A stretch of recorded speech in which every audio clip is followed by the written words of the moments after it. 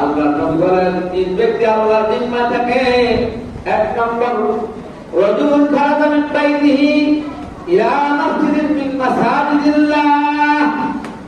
আল্লাহ নবী বলেন যে ব্যক্তি ঘর থেকে বাইর হইয়া মসজিদে যায়, মসজিদের দিকে যায়, যখন সে মসজিদে যায় তখন সে আল্লাহর জিম্মায় চলে যায়।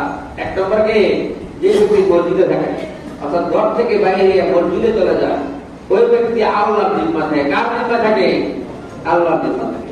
দুই নম্বরে ওয়ারাজুল খারাজা গাজিয়ান ফি সাবিলিল্লাহ।